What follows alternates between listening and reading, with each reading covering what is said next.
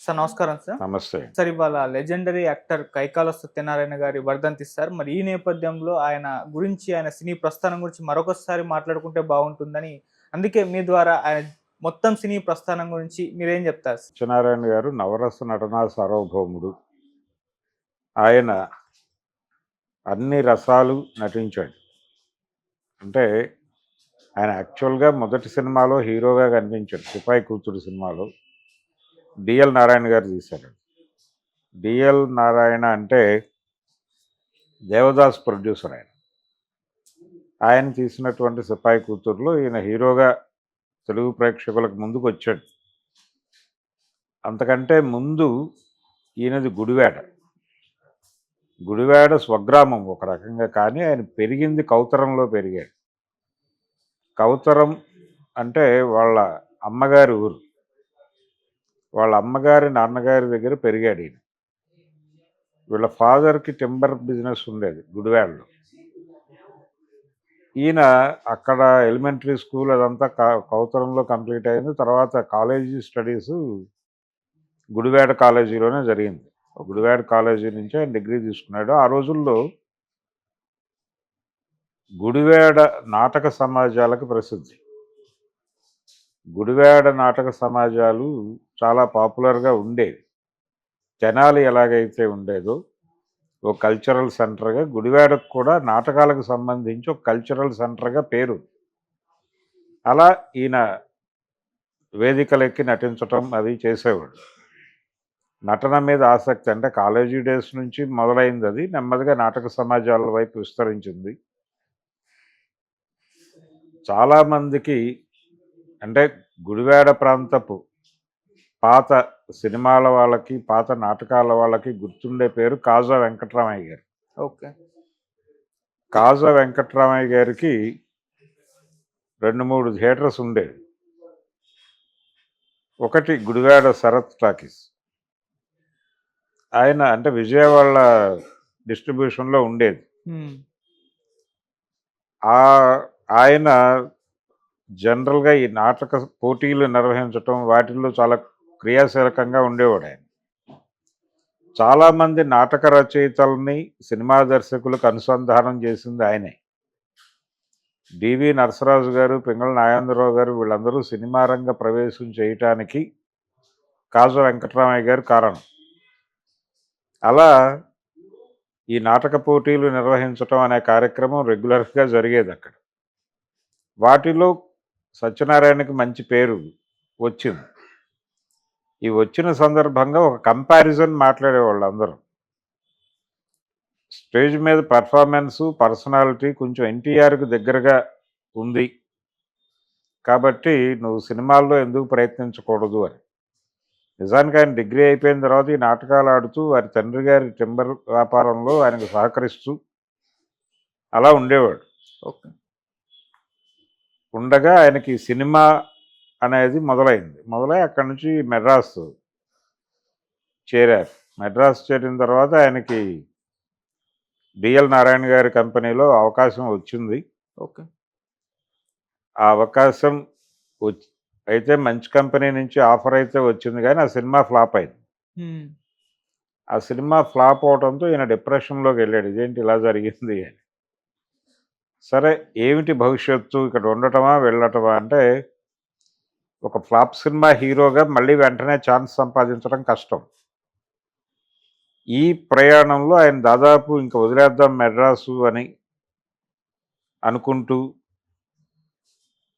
ఇలా జరుగుతున్నటువంటి క్రమంలో కొంచెం డిప్రెసివ్ మూడ్లోనే ఉన్నాడు ఆయన. ఆ డిప్రెసివ్ మూడ్లో ఉండగా ఆయన అంతా సర్దుకుని వెళ్ళిపోతున్నటువంటి టైంలో ఆయన ఉంటున్నటువంటి రూమ్కి ఒక కబురు, ఓ మెసేజ్ వచ్చింది. విఠలాచార్య గారు ఒకసారి కలవమంటున్నారు అని. ఆయన నిజానికి ఓ మనిషిని పంపించాడు తీసుకురమ్మని. ఈయన మెడ్రాస్ వదిలి వెళ్ళిపోయే పనిలో తిరుగుతున్నాడు బిజీగా. ఓకే.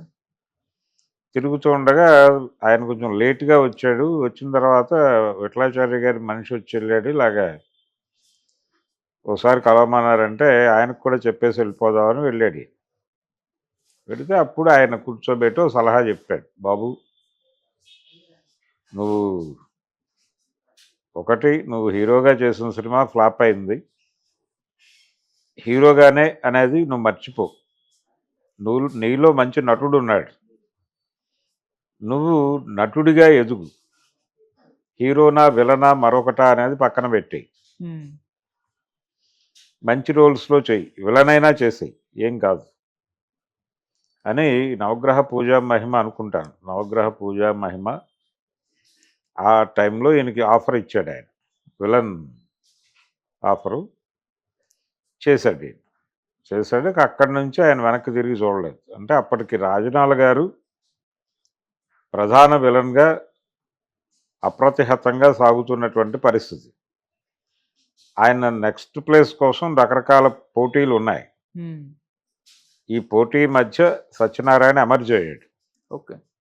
ఎమర్జ్ అయ్యి ఆయన ఎన్టీఆర్తో మొదలుపెట్టి చిరంజీవి వరకు ప్రతినాయకుడు ఆయనే.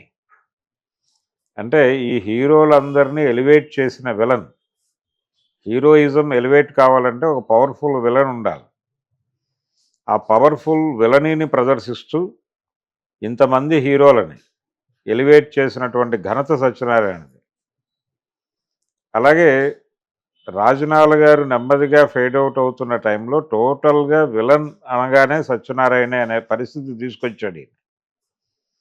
ఏ తరహా విలని అయినా చేసేవాడు. క్రూడ్ విలని చేసేవాడు, కామెడీ విలని చేసేవాడు, అన్నీ. అంటే తేనె పూసిన కత్తి లాంటి పాత్రలు చేశాడు.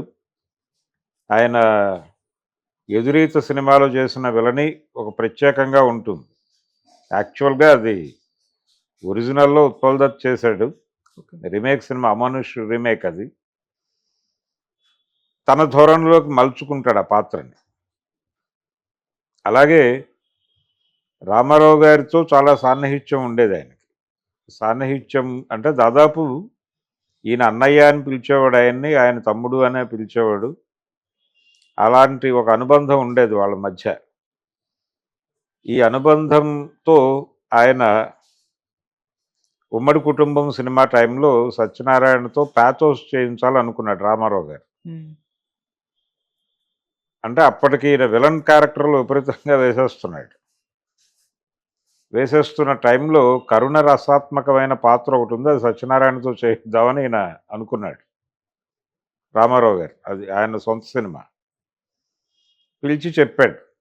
చెప్తే ఈయన కూడా నేను చేస్తాను అన్నగారు, మీరు దయచేసి ఎవరికి ఇవ్వద్దు, ఇది నాకు మాత్రమే అన్నారు మీరు, నేనే చేస్తాను అని చెప్పి డెడికేటెడ్గా ఆ క్యారెక్టర్ని చాలా అద్భుతంగా పండించాడు ఆయన. ఓకే.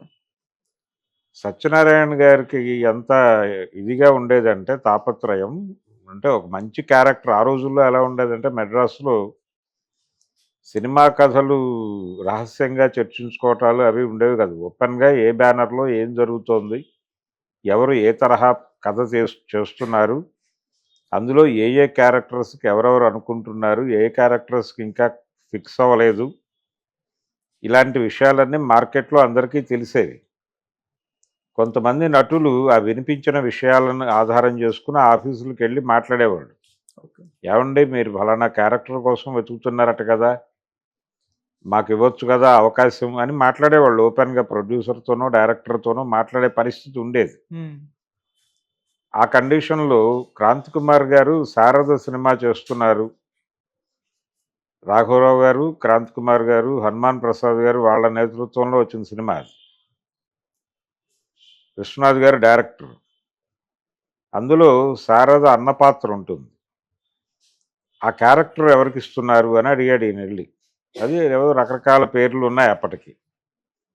అయితే ఆ క్యారెక్టర్ నేను చేస్తాను, నాకు ఇస్తే బాగుంటుంది అనేది ఈయన ప్రతిపాదన చేశాడు అక్కడ క్రాంతి గారి దగ్గర. విశ్వనాథ్ గారు కూడా ఆమోదించాడు, అయిపోయింది, ఆ క్యారెక్టర్ చేశాడు. నిజానికి సత్యనారాయణ గారికి విపరీతంగా పేరు తెచ్చిన సినిమా అది నటుడిగా. ఓకే. ఆయన బయట సినిమాల్లో చాలా క్రూడ్ అండ్ క్రూయల్ విలన్గా చేస్తూ సిరిసిరిమువ్వ సిరిసిరిమువ్వ సినిమాలో ఒక అంటే పక్షవాతం వచ్చేసినటువంటి ఒక కళాకారుడు తనకి ఏ విలువ ఇవ్వనటువంటి భార్య, తను బాధ్యతలు అంటే ఆ, తన కుమార్తెని నిరాదరణగా చూస్తున్నటువంటి రెండో భార్య, ఈ నరకం నుంచి ఆ అమ్మాయిని ఎలా కాపాడాలో తెలియని పరిస్థితి, అసక్తత, తన మీద తనకే చిరాకు వస్తూ ఉంటుంది. అలాంటి క్యారెక్టర్, చాలా సంక్లిష్టమైనటువంటి క్యారెక్టర్ని కూడా చాలా అద్భుతంగా పెర్ఫామ్ చేశాడు ఆయన. నిజానికి ఒక కోణంలో చూస్తే ఆయనలో నటుడిని, సత్యనారాయణలో నటుడిని విశ్వనాథ్ గారు చాలా అద్భుతంగా వాడుకున్నాడు. ఆయనకి ఏదైనా క్యారెక్టర్, ఒక జటిలమైన పాత్ర అనగానే ఆయనకి ఎక్కడో చోట సత్యనారాయణ అనేవాడు ఒక ఆప్షన్గా పెట్టుకుని మిగిలిన ప్రయత్నాలు చేసేవాడు ఆయన. ఓకే. నిజానికి నేనేమనుకుంటానంటే శంకరాభరణం సినిమాలో ఆయన రకరకాల ఆర్టిస్టులను అనుకున్నారు ఆ క్యారెక్టర్కి. కృష్ణరాజు గారు అనుకున్నారు ఓ దశలో, శివాజీ గారితో చేయిస్తే అలా ఉంటుంది అనే ఐడియా వచ్చింది. ఈ చర్చలు జరుగుతున్న టైంలో ఈ ప్రయత్నాలు ఏవి సాకల్యం కాకపోతే సత్యనారాయణ గారితో చేయించేసేవాడు ఆయన. ఓకే. ఎందుకంటే రెఫరెన్స్ ఉంది ఆ బ్యానర్లో. దానికి ముందు హిట్ సినిమా సత్యనారాయణ గారే చేశారు, తయారమ్మ బంగారయ్య. ఆయనే టైటిల్ రోల్. ఒక రకంగా శంకరాభరణం అనేటువంటి ఆలోచనకి పునాది పడింది, అంటే ప్రొడ్యూసర్ ధైర్యం చేయటానికి, ఏడిది నాగేశ్వరరావు గారు ధైర్యం చేయటానికి పునాది తయారమ్మ బంగారయ్య. అంతకుముందు సిరిసిరిమ్మకి ఆయన production designer, executive producer. Okay. దానికి డబ్బులు పెట్టింది వాళ్ళ ప్రాంతపు రెడ్లు. వాళ్ళు డబ్బులు పెట్టారు. వాళ్ళకి సినిమా అనుభవం కోసం ఒక డబ్బింగ్ సినిమా చేసి స్ట్రైట్ మూవీగా ఈ సినిమాని చేశారు ఈయన మార్గదర్శనంలో, ఏడిది నాగేశ్వరరావు గారి మార్గదర్శనంలో. అలా విశ్వనాథ్ గారు డైరెక్టర్ అయ్యాడు ఆ సినిమాకి. ఆ సినిమాలో సత్యనారాయణ గారి క్యారెక్టర్ ప్రత్యేకమైనటువంటి పాత్ర, అది చాలా అద్భుతంగా నటించాడు ఆయన. అదే బ్యానర్లో నెక్స్ట్ హీరో లేకుండా, అంటే ఒక ప్రధాన హీరో లేకుండా, అప్పటికి కొంచెం నడి వయస్సుకు చెరువులో ఉన్నటువంటి సత్యనారాయణ గారిని, షావుకారు జానకిని పెట్టి తయారమ్మ బంగారయ్య అనేటువంటి ఒక సబ్జెక్ట్ తయారు చేసి కొమ్మినేని శాశ్వతరావు గారి డైరెక్షన్లో సినిమా తీశారు. అది కూడా పెద్ద విజయం సాధించింది. అది ప్రొడ్యూసర్గా ఆయనకు మొదటి సినిమా, ఏడిది నాగేశ్వరరావు గారికి. ఓకే. సో అప్పటికి మెయిన్ స్ట్రీమ్లో హీరోలుగా చలామణి అయిపోతున్న వాళ్ళు ఎవరూ లేకుండా, అంటే చిరంజీవి వీళ్ళు ఉన్నారు చిన్న చిన్న క్యారెక్టర్లు, కానీ ప్రధానమైనటువంటి పాత్ర సత్యనారాయణ గారి మీద నడుస్తుంది. సత్యనారాయణ షావుకారు జానకి మీద నడిచే కథ అది. అది ఒక కాన్ఫిడెన్స్ని ఇచ్చింది ఏడిది నాగేశ్వరరావు గారికి, ఆ విజయం. ఓకే. ఆ కాన్ఫిడెన్స్ మీద బిల్డ్ అయినటువంటి సినిమా శంకరాభరణం. శంకరాభరణంలో ఎవరూ దొరకని పక్షంలో, జేవి సోమయాజులు దొరకని పోతే, సినిమా సెట్స్ మీదకి వెళ్ళే ముందైనా సరే ఆయన సత్యనారాయణతో శంకర శాస్త్రి క్యారెక్టర్ చేయించేసి ఉండేవాడు ఆయన. ఇలా అని విశ్వనాథ్ గారు ఎక్కడ చెప్పలేదు, ఎవరూ అనలేదు, కానీ నాకు అనిపించింది ఓకే. ఆయన లాస్ట్ ఆప్షన్గా సత్యనారాయణని పెట్టుకునే ఏ క్యారెక్టర్ అయినా డిజైన్ చేస్తాడు కానీ విశ్వనాథ్ గారు.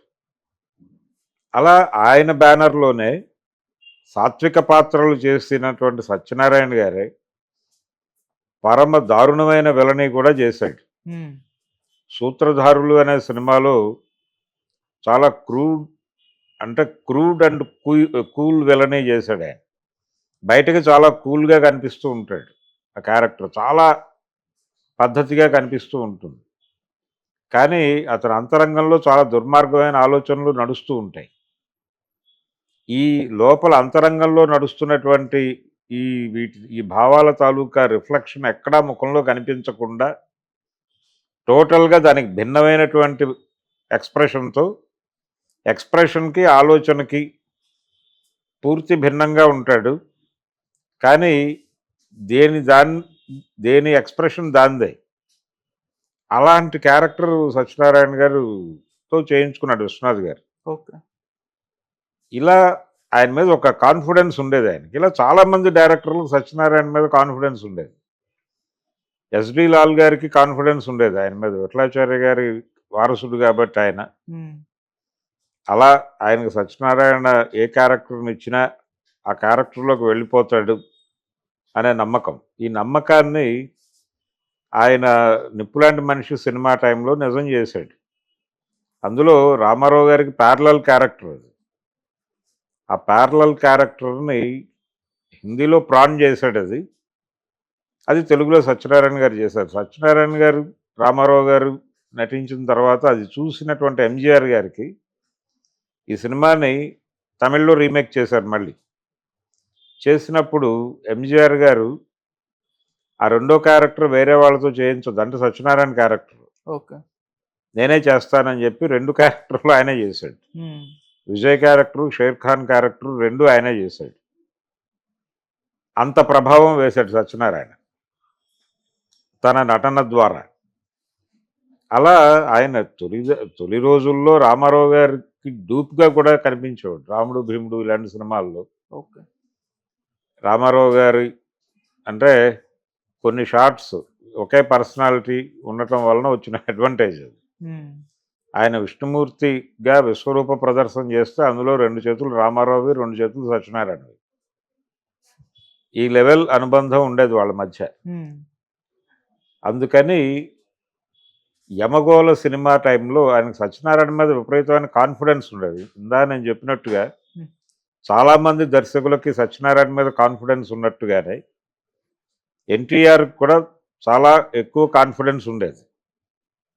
ఆ కాన్ఫిడెన్స్తో ఆయన ఏం చేశాడంటే యమగోళ సినిమా అప్పుడు వెంకటరత్నం గారికి ఒక ఆలోచన వచ్చింది. అంటే ప్రొడ్యూసర్ సూరపనేని వెంకటరత్నం గారు దానికి యమగోళకు పల్లవి ప్రొడక్షన్స్. ఆయన క్యాజువల్గా ఒక మాట అంటే రామారావు గారితో కథ చెప్పేసిన తర్వాత ఆయనకు ఒక చిలిపి ఆలోచన వచ్చింది. అప్పటికి అన్నదమ్ముల అనుబంధం సినిమా రిలీజ్ అయిపోయి పెద్ద హిట్ అయిపోయి ఉన్నటువంటి టైం. ఆయనకి ఒక చిలిపి ఆలోచన వచ్చింది. ఏమంటే ఈ సినిమాలో సత్యం క్యారెక్టర్ బాలకృష్ణ గారితో చేయించి యముడు క్యారెక్టర్ మీరు చేయొచ్చు కదా అనేసి అన్నాడు ఈయన. అప్పటికింకా యముడు ఎవరు అనేది వాళ్ళ చర్చలోకి రాలేదు. ఓకే. ఇంకా క్యారెక్టర్లు ఫిక్స్ అవ్వాలి. ఎన్టీఆర్ గారితో ఆమోదం తీసుకున్నటువంటి మీటింగ్ అది. ఆయన కొన్ని కండిషన్లు పెట్టాడు. ఆ కండిషన్లకు ఓకే చెప్పారు వీళ్ళు. అవన్నీ అయిపోయిన తర్వాత ఈ ప్రశ్న లేవనెత్తాడు ఆయన. బాలకృష్ణ గారితో సత్యం క్యారెక్టర్ చేయించి మీరు ఎముడేస్తే అలా ఉంటుందని నాకు ఒక ఆలోచన వచ్చింది అని. అప్పుడు రామారావు గారు ఖండించాడు ఆయన వెంకటరత్నాన్ని. ఖండించి బాలకృష్ణ చేయలేడు, అది సత్యం క్యారెక్టర్ నేనే చేస్తాను, యముడు సత్యనారాయణ చేస్తాడని చెప్పాడు ఆయన. వెంటనే ఆయనకున్న నమ్మకం అది. అంతకుముందు ఆయన యముడు వేశాడు సతీ సావిత్రులు రామారావు గారు. యముడు వేశాడు. అంతకుముందు ఉమ్మడి కుటుంబంలో కూడా ఆయన యముడు గెటప్లో కనిపిస్తాడు. తద్వారా ఆయనకు ఒక ఆడియన్స్లో ఒక రికగ్నైజేషన్ ఉంది యముడిగా. అందుకని ఆ రికగ్నైజేషన్ని వాడదాం అనుకున్నాడు ఆయన వెంకటరత్నం గారు. ఆయన నో చెప్పాడు. నో చెప్పి ఆ రెండో క్యారెక్టర్ బాలకృష్ణ చేయలేని పరిస్థితి, అతని స్థాయికి అందే క్యారెక్టర్ కాదు అది. సో ఆ క్యారెక్టర్ నేనే చేస్తాను, యముడు సత్యనారాయణతో చేయిద్దామన్నాడు. ఇదే సినిమా తమిళ్ రీమేక్ చేసినప్పుడు అక్కడ శివాజీ గణేషన్ గారు యముడేసి ఈ సత్యం క్యారెక్టరు ప్రభుతో చేయించారు. ఓకే. అంటే ఇక్కడ వర్కౌట్ అవుంది, అక్కడ వర్కౌట్ చేశారు. అలా అంత కాన్ఫిడెన్స్ ఉండేది ఎన్టీఆర్. ఈ కాన్ఫిడెన్స్తోనే ఆయన పుండరీకాక్షయ్య గారు కనకమేడల తిరుపతయ్య గారు కలిసి తీసినటువంటి కృష్ణావతారం సినిమా అప్పుడు దుర్యోధనుడు క్యారెక్టర్ ఉంటుంది దానిలో. ఆ క్యారెక్టర్ని రామారావు గారినే చేయమన్నారు. అంతకుముందు పాండవీయంలో ఆయనకు విపరీతమైన పేరు వచ్చింది. ఓకే.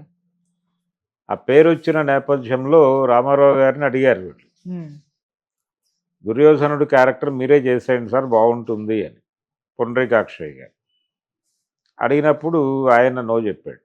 నో, నేను చేయను. ఎందుకు చేయను అంటే యాక్చువల్గా రంగారావు గారిని అనుకున్నారు ముందు రంగారావు గారి డేట్లు క్లాష్ అయినాయి. ఆయన డేట్స్కి ఎన్టీఆర్ డేట్స్కి మ్యాచ్ అవ్వలేదు. Match okay. అవ్వకపోవడం వలన ఎవరు వేయాలి అనే సమస్య వచ్చినప్పుడు ఉమ్, తిరుపతయ్య గారు, పుండరీకాక్షయ్య గారు మీరే వేసేయండి అని చెప్పారు ఈయన. చెప్తే ఆయన నో చెప్పాడు. నో చెప్పి నేను చేయను, సత్యనారాయణతో చేయిద్దాం. సత్యనారాయణ చేయగలడా అనేది వాళ్ళ డౌట్.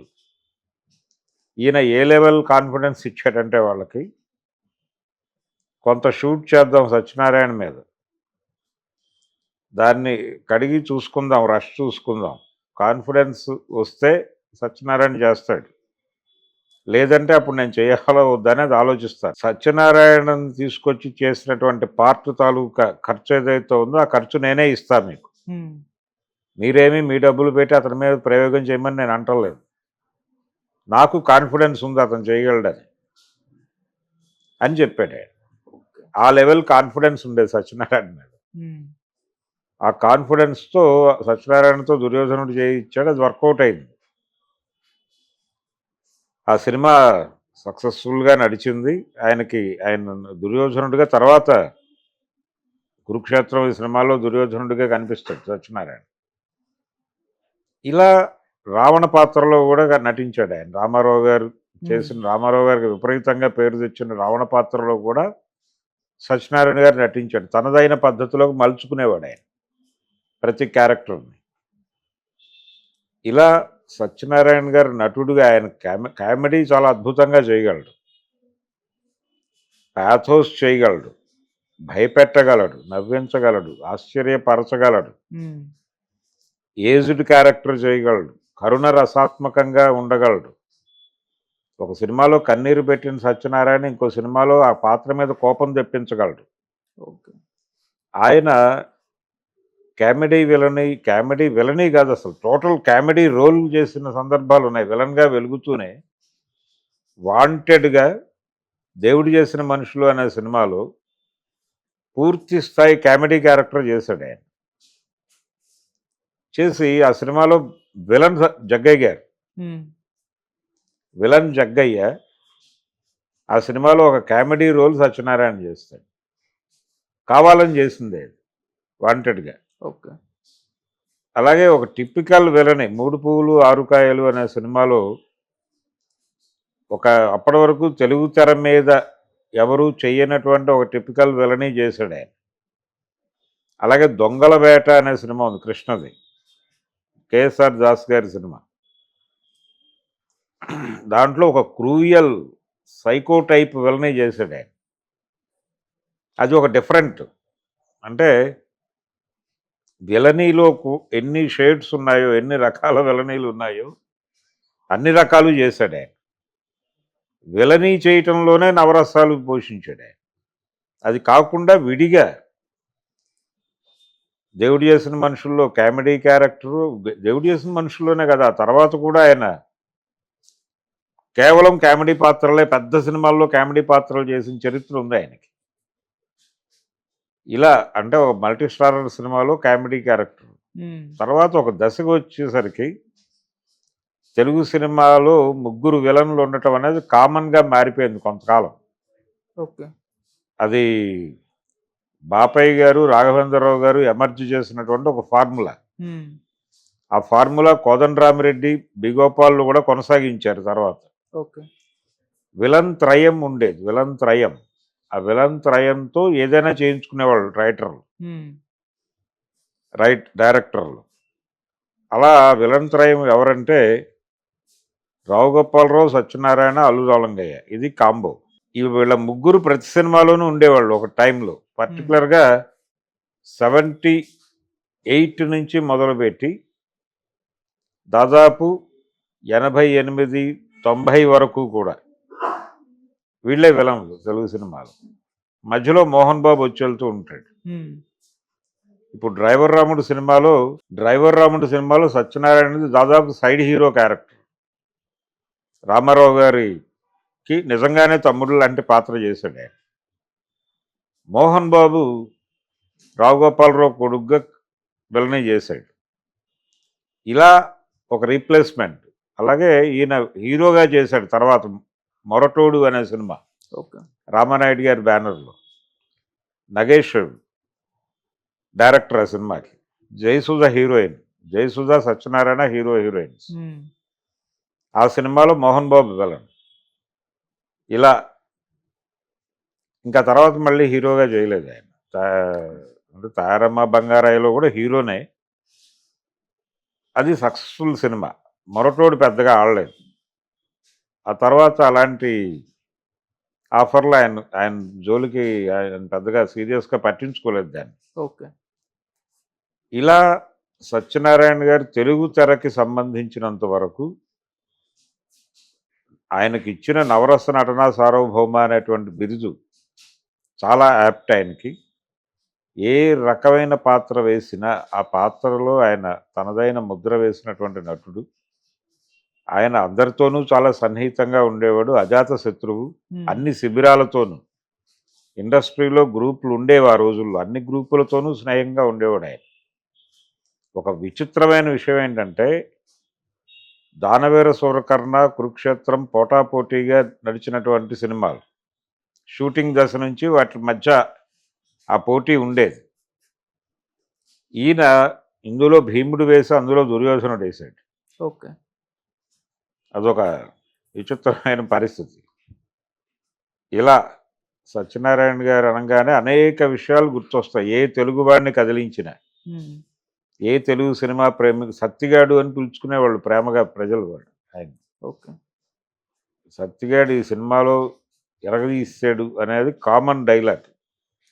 ఒక సంవత్సరం రిలీజ్ అయ్యే సినిమాలు ఒక 78 సినిమాలు రిలీజ్ అయితే అందులో దాదాపుగా 68 సినిమాల్లో సత్యనారాయణ ఉండేవాడు ఒక దశలో. హ్మ్.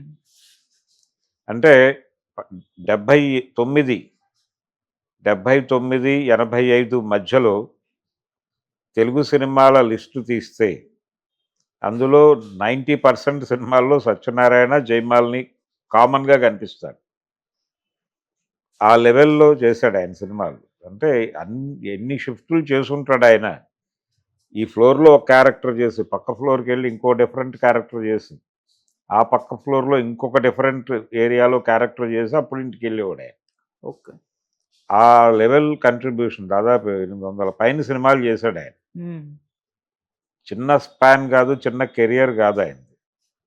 ప్రొడ్యూసర్గా కూడా ఆయనది ఒక సెన్సేషనల్ బ్యానర్ రమా పిక్చర్స్ అనే బ్యానర్ మీద సినిమాలు తీశాడు ఆయన. అవును. వాళ్ళ బ్రదర్ ప్రొడ్యూసర్ కైకాల నాగేశ్వరరావు. హ్మ్. ఎన్టీఆర్తో గజ దొంగ సినిమా ఆయన చేసింది. అందులో పాజిటివ్ రోల్ ఆయన సత్యనారాయణ. ఆ సినిమా సక్సెస్ తర్వాత తిరిగి ఎన్టీఆర్తోనే చేద్దాం అనుకున్నారు కానీ అప్పటికి ఆయన వేరే మూడ్లో ఉన్నాడు. అందుకని ఇద్దరు హీరోలను పెట్టి ఇద్దరు దొంగలనే సినిమా తీశాడు శోభన్ బాబు కృష్ణాలతో. రాఘవేంద్రరావు గారు డైరెక్టర్. ఓకే. ఆ తర్వాత చిరంజీవితో చిరంజీవి అనే సినిమా తీశాడు ఆయన. హ్మ్. అందులో చిరంజీవిది నెగిటివ్ రోల్, నెగిటివ్ యాటిట్యూడ్ ఉన్నటువంటి ప్రధాన పాత్ర. ఓకే. అది వాంటెడ్గా చిరంజీవి చేశాడు. అదొక డిఫరెంట్గా ఉంది క్యారెక్టర్, నేను చేస్తాను అని చేశాడు ఆయన. ఈయన అంటే కొంత నీ ఇమేజ్కి ఇబ్బంది అవుతుందేమో అని చెప్పినప్పటికీ చేశాడు. ఆ సినిమా పెద్దగా ఆడలేదు కానీ ఒక ఎక్స్పెరిమెంటల్ మూవీగా చేశారు. ఆ తర్వాత కొదమసింహం కూడా ఆయన బ్యానర్లో వచ్చిన సినిమానే, హ్మ్. సత్యనారాయణ గారి బ్యానర్లో వచ్చిన సినిమానే. ఓకే. అలా నిర్మాతగా కూడా ఆయన ఒక డిఫరెంట్ యాంగిల్. హ్మ్. ఒక డైరెక్షన్ మాత్రమే చేయలేదు ఆయన, అది కూడా చేయగలిగినటువంటి కెపాసిటీ ఉన్నటువంటి నటుడు. హ్మ్. అలాగే ఎన్టీఆర్తో పాటు రాజకీయాల్లోకి రావాల్సిన వాడు ఆయన. రాలేదు కానీ తెలుగుదేశం పార్టీ నుంచి ఆయన మచిలీపట్నం ఎంపీగా గెలిచాడు ఒకసారి, అంతే. తర్వాత రాజకీయాల్లో లేడు ఆయన. కాకపోతే ఆయనకు ఒక చిన్న అలక ఉండేది చంద్రబాబు మీద. హ్మ్.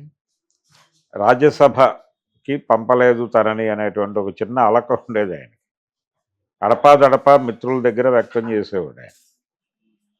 అలా ఇండస్ట్రీలో అందరికీ కావలసిన మనిషి, అందరికీ ఎవరికైనా సరే ఏ టైంలో అయినా సరే ఏ రకంగా అయినా సహాయం చేసేవాడు. దాసరి గారు, రాఘవేంద్రరావు గారు డైరెక్షన్ డిపార్ట్మెంట్లో ఎన్ని శిబిరాలు ఉంటే అన్ని శిబిరాలకి ఈయనే ఏకోన్ముఖుడు. ఓకే. అందరికీ ఈయనే ఆప్షను.